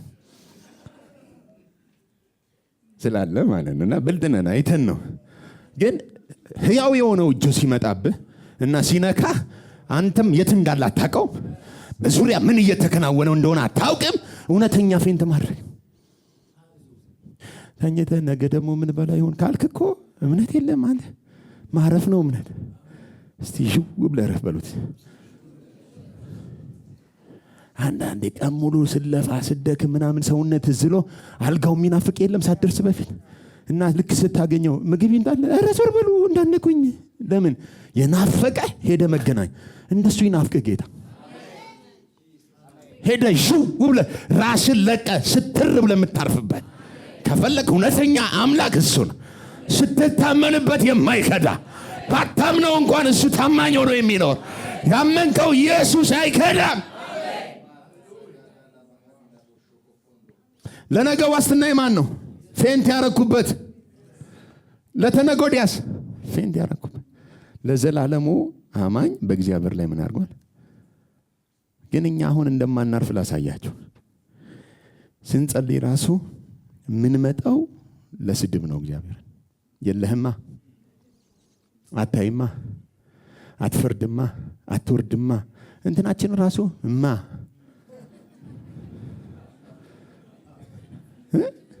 ምንድን አማኝ ነኝ ምናምን ትላለህ። ወደ እግዚአብሔር ስመጣ ግን የለህማ፣ አታይማ። ይህ ሁሉ ሲሆን እግዚአብሔር ከኛ ጋር ቢሆን የሚል እኮ አለ። እኔ የሚያስደንቀኝ እንዲህ ያልነው መሸከሙ ነው። እግዚአብሔር እንዲህ ያልከው ከፍ ዝቅ እያደረከው እስካሁን ድረስ ታምኖ የማይከዳ ነገ ይለወጣል ብዬ ብሎ በትዕግስት ፍቅሩን እያፈሰሰ ዛሬም ስመጣ በመንፈስ ያረሰርሳል። ሄደ ደግሞ የሆነ በረጅም የማማሲያ የሰው ድስት አማስለ ትመጣለህ። ደግሞ በእኔ የማይሰናከል ምንድን ነው?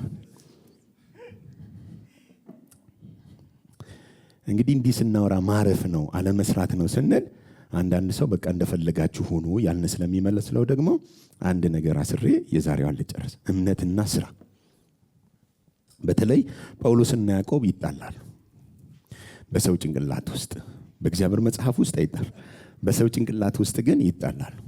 ትልቁ የሪፎርም ካስነሱ ሰዎች እምነት የሚገኘው በጽድቅ ነው ብሎ ከሰበከ ከሉተር ጀምሮ ሉተር የያዕቆብን መጽሐፍ እንደዚህ ቀዶ እሱ መጽሐፍ ውስጥ እንዳይገባ አውጥቶ ነበር። ጎበዝ ሰውዬ ነው።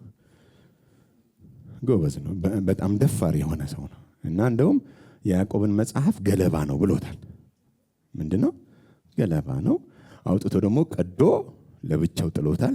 እና ለሌላውም ደግሞ ቀዶ እንዲጥሎ ያስተምር ነበር። ለምንድነው እንደዚህ የሆነበት?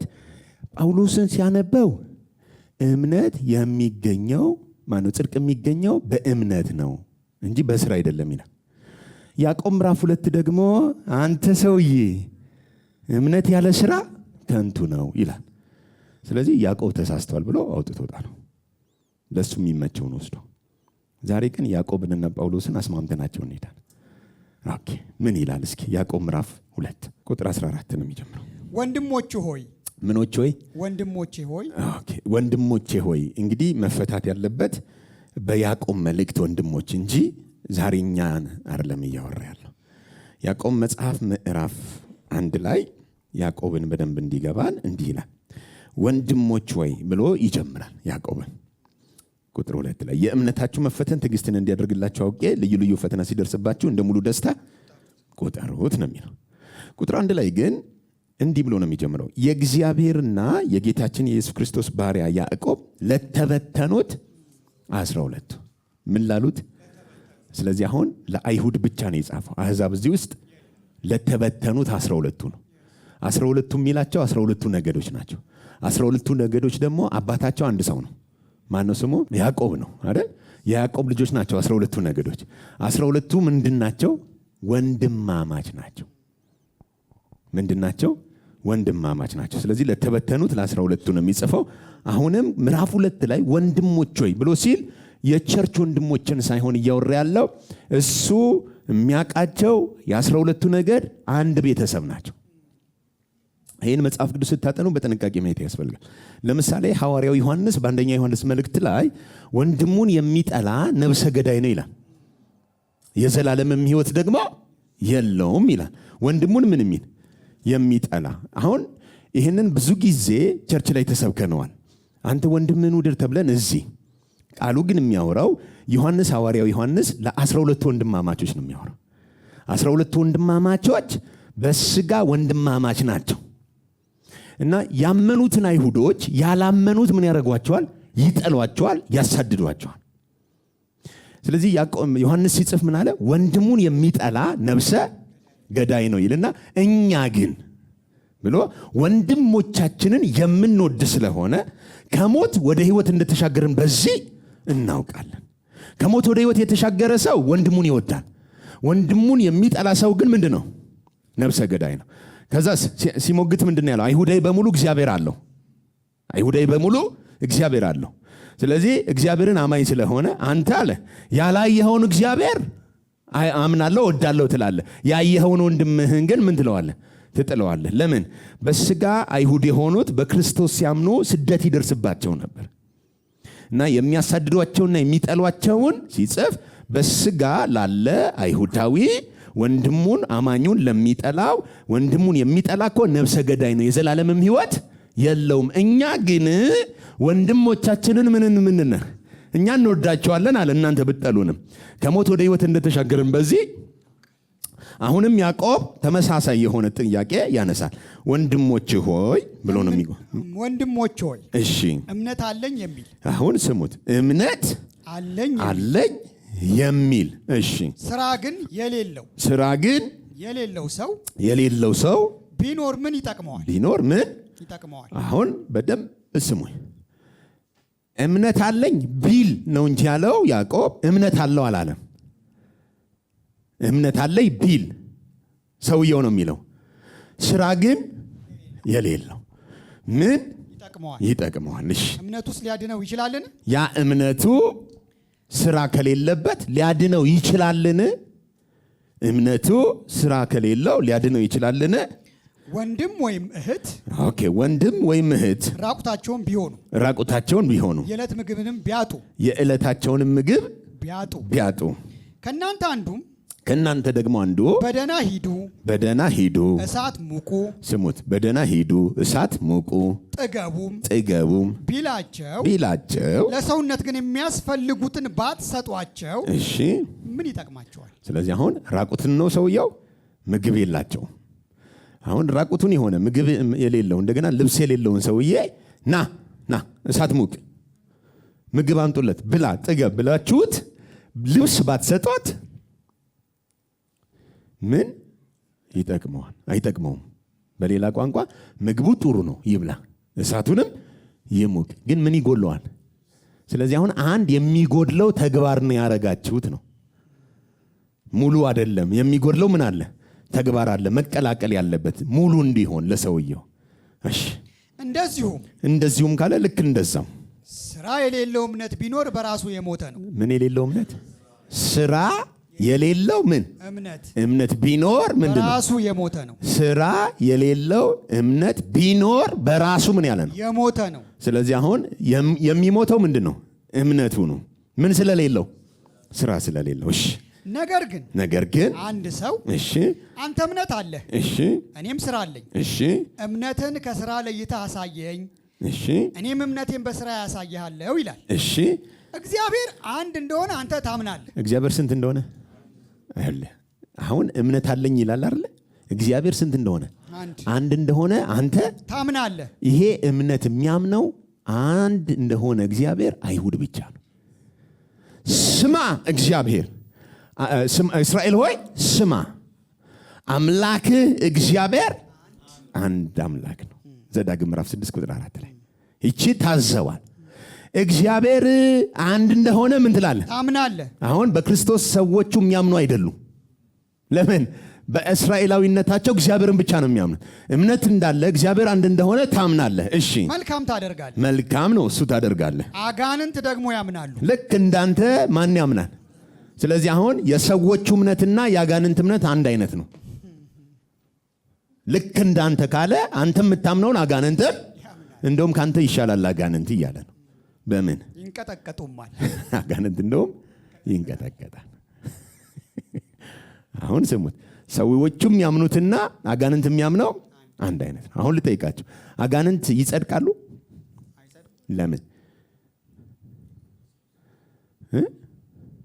አጋንንት ለምን አይጸድቅም? ጌታችን ኢየሱስ ክርስቶስ ስለሌላቸው። የኢየሱስ መስዋዕትነት ለሰው ልጆች እንጂ ለአጋንንቶች አይደለም። ግን እግዚአብሔር እንዳለ ያምናሉ? ያምናሉ። እግዚአብሔር እንዳለ ያምናሉ፣ ይንቀጠቀጣሉ። የማይድኑ ናቸው። ግን የማይድኑት ኢየሱስ ለነሱ ምን ስላላረገ። እግዚአብሔር አንድ እንደሆነ ታምናለህ። እግዚአብሔር አንድ ነው፣ አንድ አምላክ ነው ይላሉ እስራኤል በሙሉ። መልካም ነው፣ ታምናለህ፣ ግን አልሰራህም። ምን ይጎለዋል? እምነት ብቻውን ከንቱ ነው። መስራት አለባቸው። እምነት ያለ ስራ ምንድን ነው? የሞተ ነው። ያ ማለት ምን ማለት ነው? ጥገብ፣ ብላ፣ እሳት ሙቅ ብሎ ልብስ አለማልበስ ነው። አሁን እግዚአብሔር አንድ አምላክ እንደሆነ አብን ታምናላችሁ፣ አምላክ ትላላችሁ። ግን አንድ ሌላ ማሟላት ያለበት የጎደለ ነገር አለ፣ መስራት የሚባል ስራ። ካልሰራችሁ እምነታችሁ ሊያድናችሁ አይችልም። እሺ አንተ ከንቱ ሰው። እሺ ምንድነው ሰውየው? ከንቱ ሰው። አማኝ ነው? ኦኬ፣ ከንቱ ነው። እምነት ከስራ ተለይቶ የሞተ መሆኑ ልታውቅ ትወዳለህን? እምነት ከምን ተለይቶ? ከስራ። ስራ ከሌለው እምነት በራሱ ምንድነው? የሞተ እንደሆነ ልታውቅ ትወዳለህን? አባታችን አብርሃም ልጁን ይስሐቅን በመሰዊያው ባቀረበ ጊዜ። ስሙት፣ አባታችን አብርሃም ልጁን ይስሐቅን በመሰዊያው ባቀረበ ጊዜ። ማንን? ልጁን ይስሐቅን በማን? በመሰዊያው ላይ ባቀረበ ጊዜ። በስራ የጸደቀ አልነበረምን? በምን የጸደቀ? በስራ። ኦኬ፣ አሁን ጳውሎስ ቅድም ምን አለን? በስራ አልጸደቀም አለን። ያዕቆብ ደግሞ አሁን በስራው የጸደቀ አልነበረምን? እያያችሁት ነው። ስለዚህ አሁን ሁለቱ ጥቅሶች ይጋጫሉ። ጳውሎስ እንዴ እምነት ብቻ እንጂ መስራት አያጸድቅም አለ። አሁን ደግሞ ያዕቆብ አባታችን አብርሃም፣ ደግሞ ሁለቱም አብርሃምን ጠቅሰውታል። አባታችን አብርሃም በመሰዊያው ላይ ልጁን ሲያቀርበው በስራው የጸደቀ አልነበረምን? አሁን እዚች ጋር ነው የምንፈታተሸው። በደንብ ስሙ። አብርሃም ብዙ ስራዎች አይደለም የሰራው። ያዕቆብ የነገረን አንድ ነው፣ አንድ ቁም ነገር ነው የሰራው። አብርሃም የሰራው ስንት ስራ ነው? አንድ ስራ። በዛች በአንዷ ስራ ግን አብርሃም ጸድቋል እያለን ነው።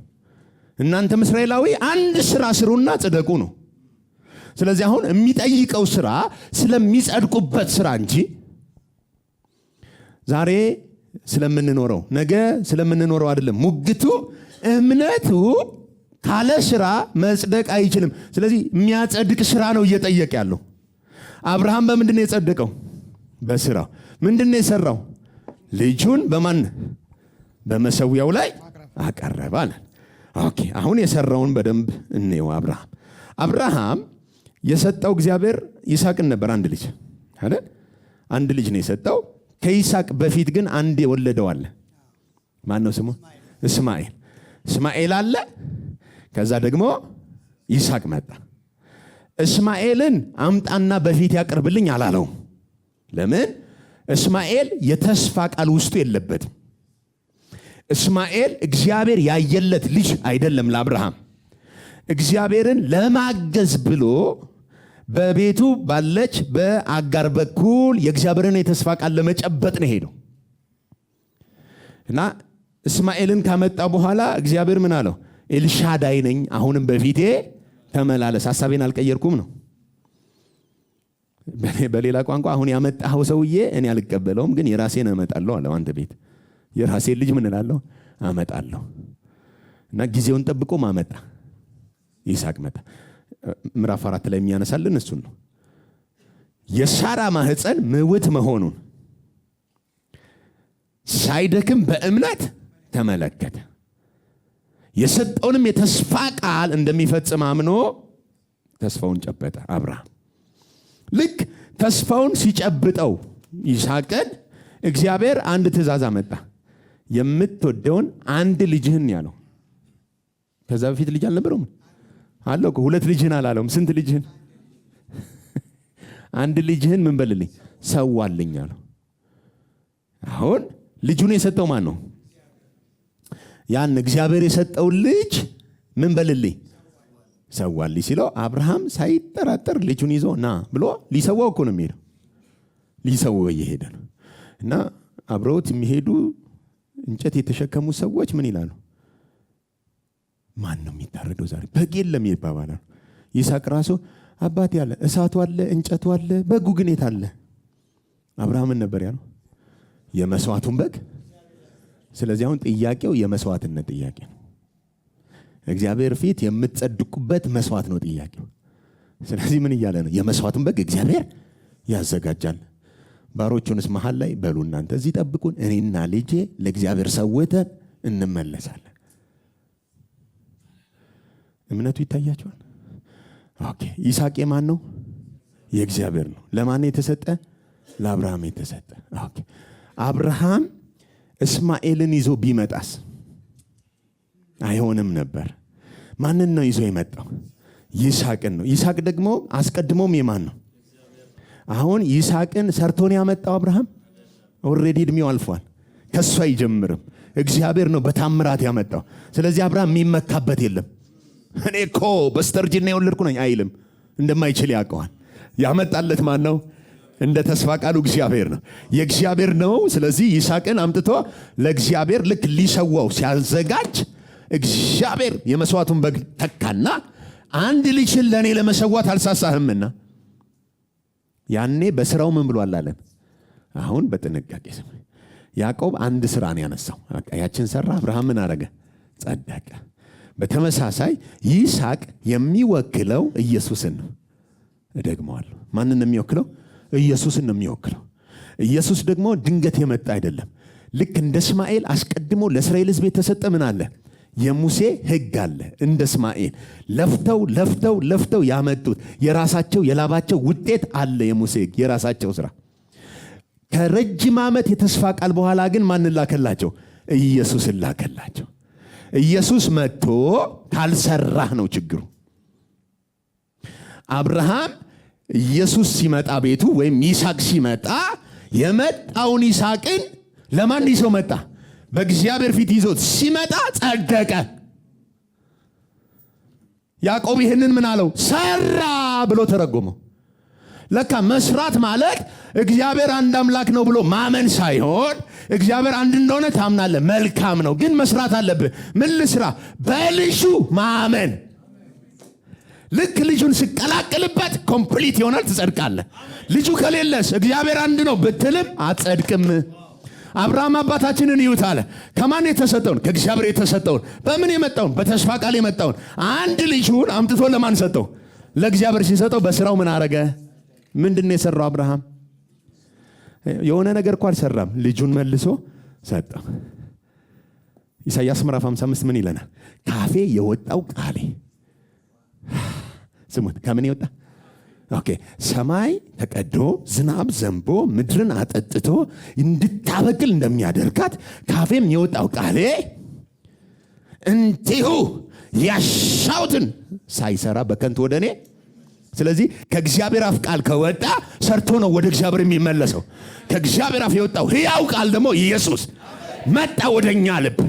ወደኛ ሲመጣ ልባችንን ሲማርክ ያዝነውና ያንን ኢየሱስን ወደ እግዚአብሔር መጣን። በማን መጣን? በራሱ በሰጠን። ዓመታት ጠብቆ በተስፋ ቃል በመጣው በኢየሱስ ወደ እግዚአብሔር ስንመጣ አንተ የሰጠህን ልጅ ነውን ብለን ጸደቅን። ያዕቆብ ደግሞ እስራኤላዊ ነኝ አንድ አምላክ አለ ስላልክ ብቻ ምን አትልም? አትጸድቅም።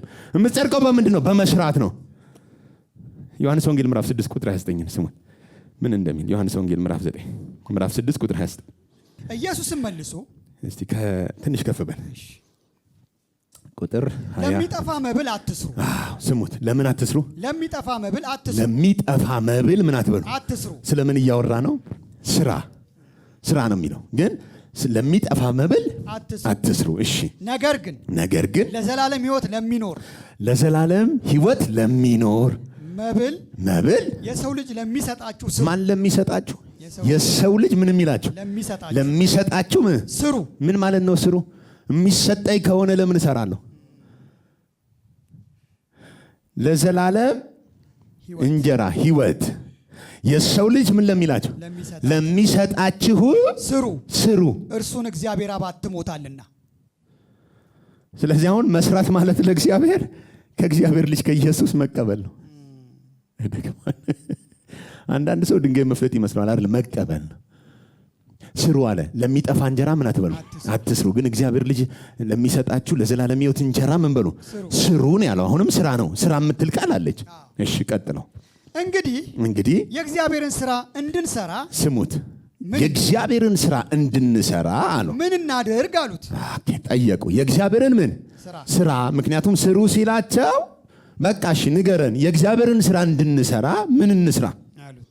እሺ ኢየሱስ መልሶ ይህ የእግዚአብሔር ስራ፣ ይህ የእግዚአብሔር ምን ስራ እርሱ በላከው እንድታምኑ ነው አላቸው። አሲካቱና እርሱ በላከው እንድታምኑ ነው። ስለዚህ አሁን እምነት ያለ ስራ ያለው ምኑን ነው? እምነት አላቸው አንድ አምላክ እግዚአብሔር፣ ስራ ግን የላቸው። ማን? በክርስቶስ አያምኑ።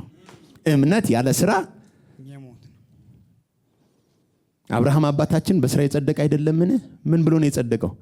አንድ አምላክ እንዳለ መጀመሪያ አምኗል። ከዛ በምን ጸደቀ? ልጁን ይስሐቅን ይዞ መጥቶ ሲያቀርብ በአብ ፊት ምን አለ? ይስሐቅ የማን ነው? የእግዚአብሔር። መልሶ ለማን ሰጠው? ኦኬ ኢየሱስ የማን ነው? ለማን የተሰጠ ነው? እግዚአብሔር ፊት ስንቀርብ ይዘነው የምንሄደው ማንን ነው? የሆነ ድንጋይ ፈልጥ 10ቱን ትእዛዛት ፈጽም አይደለም የምትሄደው ኢየሱስን ይዘህ ነው። ኢየሱስን ይዘህ ስትሄድ ሰራ ተብሎ ይቆጠርልሃል። ሁለተኛዋን ሴት ያነሳል፣ ረዓብ የምትባል። እስኪ አንብባት። ስንት ላይ? ኦኬ ቁጥር ያዕቆብ ላይ ኦኬ ቁጥር 24 ላይ ሰው በእምነት ብቻ ሳይሆን በስራም ብቻ እንዲጸድቅ ይታያል። ቁጥር 25 እንደዚሁም ጋለሞታይቱ ረዓብ ማን? ጋለሞታይቱ ረዓብ እሺ መልእክተኞችን ተቀብላ በሌላ መንገድ በሰደደች ጊዜ በስራዋ ጸድቃለች። ረዓብ ምንድን ያደረገችው? ስራውን ሲነግረን ሰላዮቹን ተቀብላ ደብቃ በሌላ መንገድ ስትመራቸው ጸድቃለች ነው የሚለው። አሁን እቺ ረዓብ የምትባለው አይሁዳዊም አይደለችም። ግን በኢያሪኮ ከተማ ውስጥ የእስራኤል ሕዝብ ሲመጣ እንደሚወራቸው አምና የተቀመጠች ናት። ኢያሪኮ ውስጥ አይደል? ሰላዮቹ በመጡ ጊዜ ምንድን ነበር ያደረገችው? ተቀብላ አስተናግዳ ነበር የሸኘቻቸው። እና የጸደቀችው በምኗ ነው አለን ያዕቆብ? አሁን በስራዋ ነው አለ። አሁን ረዓብን ስታገኟት ሰላዮቹን የመጀመሪያ ስትቀበል እንዲህ ነው ያለችው፣ ውይ መጣችሁ፣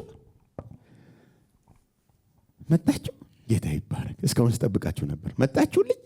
ምን ነው ሲሏት፣ አምላካችሁ ምን እንደሰራ ሰምተን ልባችን ቀልጧል። ምን እንደሰራ ምን ብለን? ይቺ አሕዛብ ናት እኮ፣ ግን ምን እንደሰራ ሰምታለች። ከግብፅ እንዴት እንዳወጣ ህዝቡን ሰምታለች። ባህር እንደከፈለ ሰምተን ልባችን ምን ብሏል? ቀልጧልና እስከ ዛሬ ነገ መቼ እየመጡ ነው ብዬ እየጠበቅኩህ ነበር። ስለዚህ በእስራኤል አምላክ ምን ትላለች? ታምናለች። አሁን መስራት የነበረባት ምንድን ነው? ሰላዮቹን በር ከፍታ መደበቅ ነበር። ልክ ሰላዮቹን ስደብቅ ምን አሏት? እኛ ከተማይቱን ስንቆጣጠር አንቺ አትሞችም አሏት። ምልክት እንዲሆን ቀይ ጨርቅ አምጪና በመስኮቷ ላይ አንጠልጤ። ሰላዮቹ ብቻ አይደለም፣ ዋናኛ ስንወር ቀይ ጨርቅ ስናይ አንቺን እናተርፍሻለን አለ። በዚህ ተስማሙ። ሰላዮቹ ሲመጡ ቀይ ጨርቅን ያደርጋል። ቀይ ጨርቅ አንዳንድ ሰው አሁን ቀይ ጨርቅ ይመስለዋል። አንቺ የክርስቶስን ማህተም ደሙን የፈሰሰውን በመስኮቱ ላይ ቀዩን አስቀምጪው እንጂ ልንኖር ስንመጣ ከተማይቱን ስንገዛ አንቺ ትጸድቂያለሽ። በምንድነው የምትጸድቂው? ከሞታችን በስራሽ። ምንድነው የሰራሽው? የእስራኤል አምላክ ምን እንዳደረገ ሰምቼ ልቤ ቀልጧል። ምን እናድርግላችሁ ነው ያለችው። በስራዋ የጸደቀች አይደለምን? ስለዚህ አሁን እምነት ያለ ስራ ከንቱ ነው ማለት ምን ማለት ነው? አንዳንድ ሰው እግዚአብሔርማ አንድ አምላክ ፈጣሪ እሱ ብቻ ነው ይላል። ፈጣሪ እሱ ብቻ ነው አያድንህም። ምን ያስፈልጋል? መስራት አለብህ። መስራት ምንድነው? የህግን ስራ መስራት አይደለም። በመስቀል የተሰራውን ማመን መስራት ነው። እዚህ ያለን ግን ሁላችን ሰርተናል። አልሰማውም? ምን ብለናል? አምነናል፣ ደግሞ ሰርተናል። ስለሰራን ነው ተመልሰን የማንሰራው። አርፈን ቁጭ ያልነው። መስራት ምንድነው? በኢየሱስ ክርስቶስ ሁለንተናችንን ጥለን ማረፍ። በዚህ ቃል ይባርከን።